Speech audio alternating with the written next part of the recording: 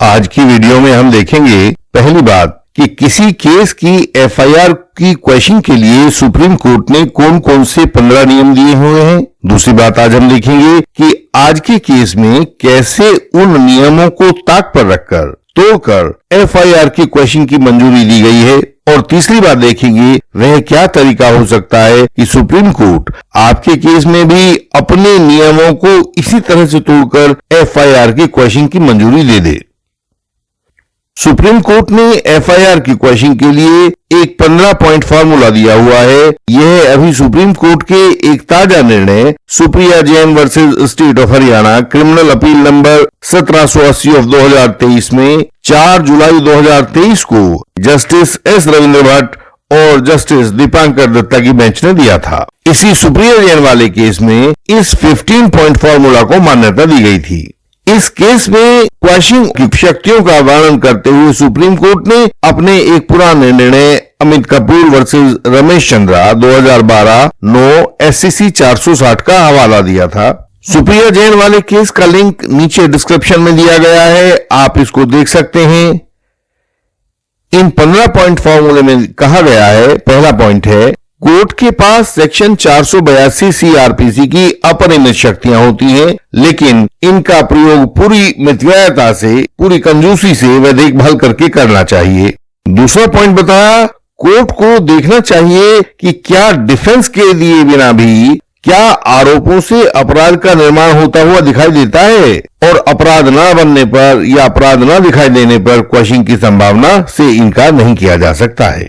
तीसरा point supreme court ने बताया था अवांछित हस्तक्षेप से बचना चाहिए। एविडेंस पर तो बिल्कुल भी ध्यान नहीं देना चाहिए, क्योंकि इस समय यानी क्वेश्चन के समय किसी भी केस के एविडेंस पर ध्यान दिए बिना ही यह देखना चाहिए कि कहीं परिभाषा तो पूरी नहीं होती है। चौथा पॉइंट इसमें कहा गया है कि भीषण अन्याय जैसी चरम परिस्थितियों को छोड़कर अन्य सामान्य परिस्थितियों में कोर्ट को केस की शुरुआत में ही उसे खत्म कर देने की प्रवृत्ति से बचना चाहिए। पांचवा पॉइंट बताया गया था यदि कोई कानूनी बंदिश आरोपी के पक्ष में केस चलाने का विरोध कर रही है तो भी क्वेश्चन कर देनी चाहिए। छठा पॉइंट कोर्ट ने कहा कोर्ट को आरोपी की आजादी और कंप्लेनेंट के आरोपी पर केस चला सकने के अधिकार के बीच में एक संतुलन बनाना होगा। सातवां पॉइंट था कोई भी पार्टी हो कोर्ट की प्रक्रिया को किसी अनुचित उद्देश्य के लिए या गैर कानूनी मकसद पूरा करने के लिए इस्तेमाल करने की उसको इजाजत नहीं देनी चाहिए। आठवें पॉइंट में सुप्रीम कोर्ट ने कहा यदि लगाए गए आरोप किसी सिविल विवाद की ओर इशारा करते हों तथा उनमें क्रिमिनल तत्व भी मौजूद ना हो तो भी क्वेश्चन का रिलीफ दे दिया जा सकता है। नौवां पॉइंट था रिकॉर्ड पर उपलब्ध एविडेंस के आधार पर कोर्ट को कोई निष्कर्ष निकालने से बचना चाहिए कि इस एविडेंस के आधार पर आरोपी को भविष्य में दोषी पाया जा सकता है या नहीं पाया जा सकता है। 10वां पॉइंट यहाँ सुप्रीम कोर्ट ने कहा क्वेश्चन की पिटीशन को डिसाइड करते समय एविडेंस को लेकर एक संपूर्ण एवं सारगर्भित इंक्वायरी भी नहीं की जानी चाहिए कि क्या इससे आरोपी के बरी होने की संभावना है कि उसकी दोष सिद्धि की संभावना है, क्योंकि यह तो ट्रायल का विषय है। 11वें पॉइंट में कहा गया है कि ऐसा भी नहीं है कि आरोप सिविल प्रकृति के हैं तथा सिविल दावा भी कोर्ट में चल सकता है, केवल इस ही आधार पर क्रिमिनल केस की क्वेश्चन नहीं की जानी चाहिए। कोर्ट ने आगे कहा पॉइंट 12 में कहा सेक्शन 228 या सेक्शन 482 की स्टेज पर आरोपी द्वारा प्रस्तुत डिफेंस को और उसके डिफेंस मटेरियल को बिल्कुल नहीं देखा जाना चाहिए, बल्कि यहाँ केस की गुणवत्ता को, मेरिट्स को देखा जाना ही वर्जित होगा। उन्होंने आगे कहा सतत प्रोसिक्यूशन के नियम से देखने पर क्वेश्चन ऑफ ए चार्ज एक अपवाद होता है। बराबर संभावना वाले केस में जहां दोनों तरह की संभावनाएं हो वहां पर प्रोसिक्यूशन को तरजीह दी जानी चाहिए। 14वें पॉइंट में बताया गया कि यदि सेक्शन 173(2) CRPC में फाइल चार्जशीट में कोई कानूनी डिफेक्ट भी है तो भी कोर्ट के पास चार्ज फ्रेम करने की कानूनी शक्ति तो रहेगी। और अंतिम पॉइंट में उन्होंने बताया कि ऊपर बताई गई इन सब बातों का ध्यान जिस केस में abuse of process of the code या abuse of process of the court दिखाई देता हो वहां पर क्वेश्चन को अनुमति दे दी जानी चाहिए। इंडियन लीगल सिस्टम के पास झूठे गवाहों को तोड़ने के बहुत सारे कानूनी औजार हैं। बिना झूठे गवाहों को तोड़े आप फॉल्स एलिगेशन पर विजय नहीं पा सकते हैं। बाद में जीवन भर पछताते रहने से अच्छा है कि झूठे गवाहों को तोड़ने में इंडियन लीगल सिस्टम की विशेषज्ञता का सहारा लिया जाए। इंडियन लीगल सिस्टम के मेंबर बने और यह सहायता पाएं। इन 15 पॉइंट्स को देखने के बाद हम अब आज के केस पर आते हैं। इस केस का नाम है Suresh versus state of Madhya Pradesh. यह क्रिमिनल अपील नंबर 3512 ऑफ 2023 थी, जिसे जस्टिस अभय एस ओका और जस्टिस पंकज मिठाल की बेंच ने 24 नवंबर 2023 को, यानी कि लगभग एक हफ्ता पहले डिसाइड किया है। अब इस Suresh versus state of Madhya Pradesh वाले केस में देखते हैं कि सुप्रीम कोर्ट ने किस आधार पर इन लोगों के केस की एफआईआर की क्वेश्चनिंग तत्काल ही कर दी थी। Supriya Jain versus state of Haryana में 4 जुलाई 2023 को जिन 15 पॉइंट फार्मूले को दिया गया था, उससे भी आगे जाकर यह रिलीफ इस Suresh versus state of MP वाले केस में दिया गया है और ऐसा सौभाग्य एक आम आदमी को नहीं मिल पाता है।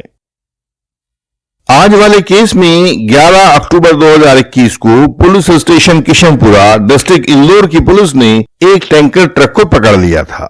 13 अक्टूबर को उस ट्रक में सवार ड्राइवर और पेट्रोल कंपनी के मैनेजर को अरेस्ट कर लिया गया, यानी कि उनकी अरेस्ट दिखाई और टैंकर में भरे हुए लिक्विड का सैंपल जांच के लिए भेज दिया गया।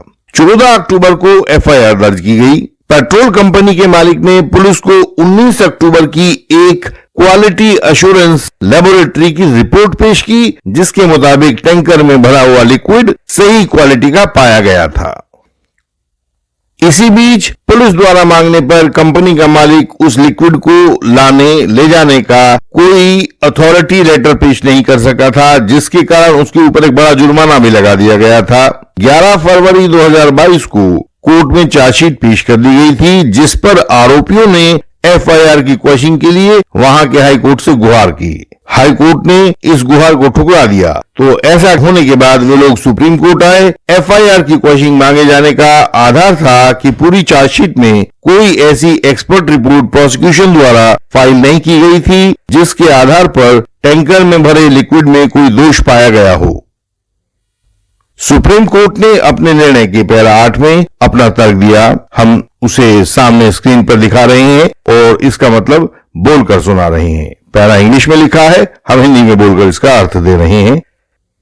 इसके बावजूद कि ट्रक 11 अक्टूबर 2021 को पकड़ा गया और एफआईआर 14 अक्टूबर को दर्ज हुई और चार्जशीट 11 फरवरी 2022 को पेश कर दी गई, फिर भी 2 साल से ज्यादा का वक्त गुजरने के बावजूद इस पेट्रोल व डीजल जैसे दिखाई देने वाले पदार्थ के विषय में कोई भी एक्सपर्ट ओपिनियन रिकॉर्ड पर उपलब्ध नहीं है। इस एक्सपर्ट ओपिनियन के अभाव में प्रोसिक्यूशन कभी भी टैंकर में भरे इस लिक्विड को नकली पेट्रोल या डीजल नहीं दिखा पाएगा। अतः यह प्रोसिक्यूशन चलना कानूनी प्रक्रिया का भारी दुरुपयोग होगा। यह कहते हुए इस केस की एफआईआर को क्वैश करने का हुक्म दे दिया गया। एक कानून के विद्यार्थी के रूप में हमें कुछ बातें समझ नहीं आई हैं। यदि आप में से कोई विद्वान व्यूअर समझ सका हो तो वह हमें भी समझाए।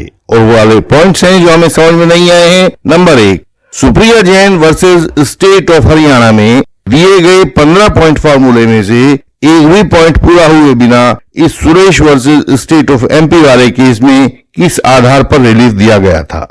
दूसरा पॉइंट है, यदि केवल एक्सपर्ट ओपिनियन के अभाव में यह रिलीफ दिया गया था तो उन फॉल्स एलिगेशन वॉरियर्स को समान रिलीफ क्यों नहीं दिया जाता, जिनके केस में ना तो कोई मेडिकल फाइंडिंग होती है कि अपराध किया गया है और ना ही कोई एफएसएल रिपोर्ट होती है कि यह अपराध आरोपी ने किया है।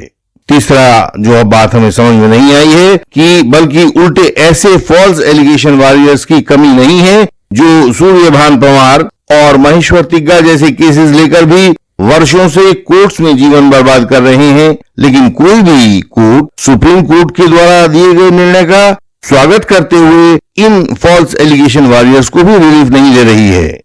आप सब विद्वान व्यूअर्स इन बातों पर चिंतन करें, क्योंकि 17वीं शताब्दी के फ्रेंच फिलोसोफर रेने देकार्त ने कहा था, कोगिटो एर्गो सम।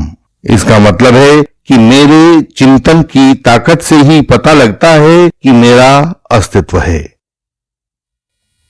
फॉल्स एलिगेशन वॉरियर्स तथा यंग एडवोकेट कॉलीग, यह आप दोनों के लिए है। आपके ऊपर या आपके क्लाइंट के ऊपर झूठा आरोप लगा दिया गया हो, गलत मुकदमा डाल दिया गया हो, सरकारी विभाग ने गलत कार्रवाई कर दी हो या नौकरी में गलत इंक्वायरी गले पड़ गई हो, तो इन सब समस्याओं का हल इंडियन लीगल सिस्टम के इस मंच पर मिलेगा। जिन एडवोकेट्स को अपने केसेस में मुश्किलें आ रही हो, क्रॉस न बन पा रहा हो, पता नहीं हो कि क्या एप्लीकेशन लगाई जाए, किस स्टेज पर क्या क्या किया जाए, ताकि विजयश्री आपको ही चुने, तो हमसे परामर्श कर सकते हैं। परस्पर चर्चा से ज्ञान बढ़ता है। इस चैनल की हर एक वीडियो में सब कानूनी मुश्किलों से बचने के रास्ते सुझाए गए हैं, एडवोकेसी के बेहतरीन गुर बताए गए हैं, वकालत के दांवपेच सिखाए गए हैं। यह जानकारी हमारी वेबसाइट indianlegalsystem.org पर आपकी सरल भाषा में दी गई है। आप उसे पढ़ें और जानकारी प्राप्त करें।